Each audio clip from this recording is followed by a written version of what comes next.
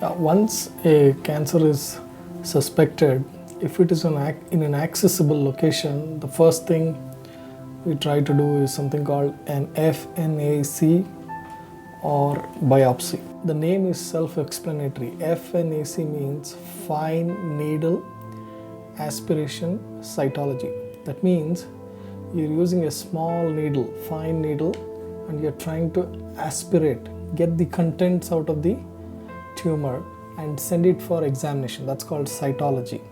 So put together, it's called fine needle aspiration cytology. For example, if you have a breast lump, you just directly put a needle, thin needle, and just try to aspirate out the contents and send it for examination. So in more than 80% of occasion, it gives us a diagnosis. It confirms whether cancer is not present or not, or sometimes it gives a specific type of cancer also.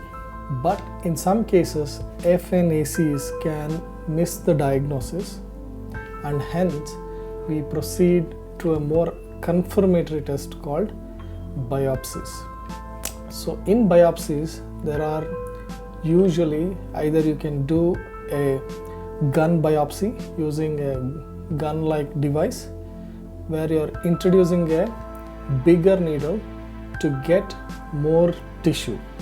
So the difference between a fine needle aspiration and biopsy is here the needle size is a little bit bigger and you're getting a bigger chunk of tissue.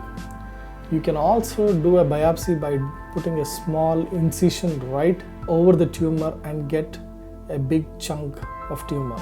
This is sometimes called an incisional biopsy or a true cut biopsy.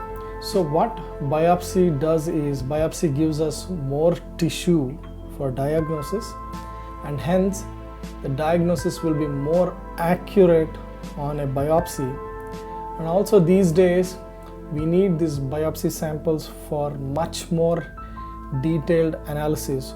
So sufficient tissue will be there for these analysis.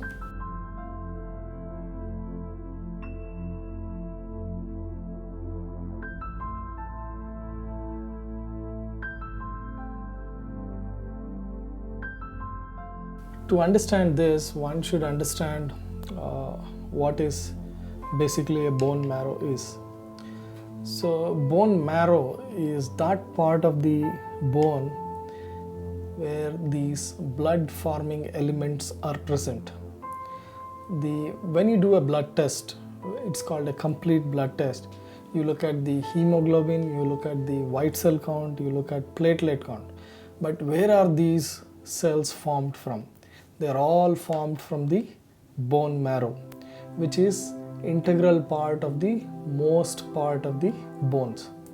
But then in certain areas it is more active, like what we call the sternum or the breastbone or the iliac bone. So whenever we are suspecting disorders of blood, like to find out a reason why the hemoglobin is low, or why the white cell count or the platelet count is low, or in some cases when the counts are high and we are suspecting a case of leukemia, we need to do what is called a bone marrow aspiration and biopsy. It is simply that you are putting the needle directly into the bone and aspirating the blood from the bone marrow, and also you are taking a small chunk of bone tissue for a detailed analysis. So the common sites from where the bone marrow aspiration is done is sternum and the iliac bone, and biopsy of the bone biopsies are usually done from the iliac bone.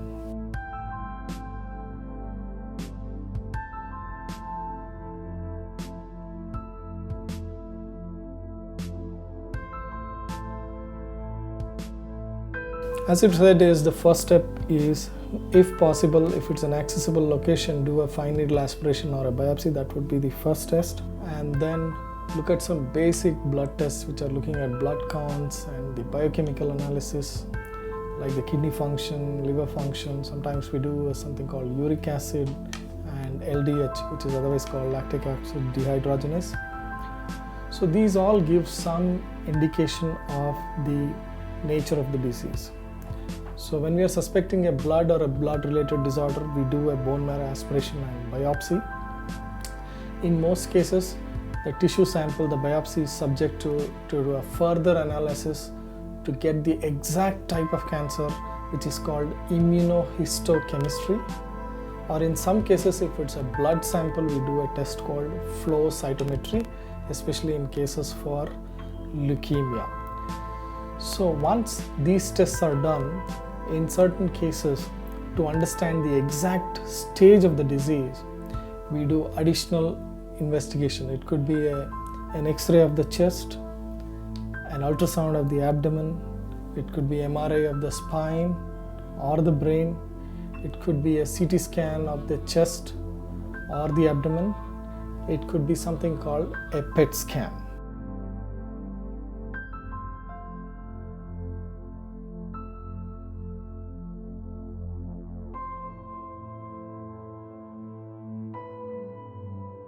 So PET scan is the latest addition for diagnosis of cancer patients. PET scan simply means positron emission tomography. Now, normal CT scan gives an information of the size of the tumor and the extent of the tumor, but then it fails to give the activity within the tumor cells, whether they are actually viable, whether they are actually living cells or whether they are actually dead cells. That's where PET scan becomes important. So normally a PET scan is not done alone, it is done in combination with CT scan.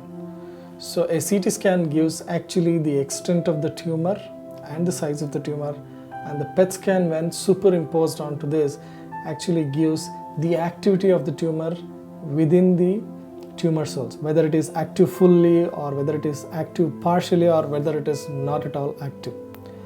Having said that, it is a little bit of an expensive tool when compared to the normal CT scan. It has to be judiciously used, and there are clear indications when it has a clear-cut role in diagnosis as well as following up a known case of cancer.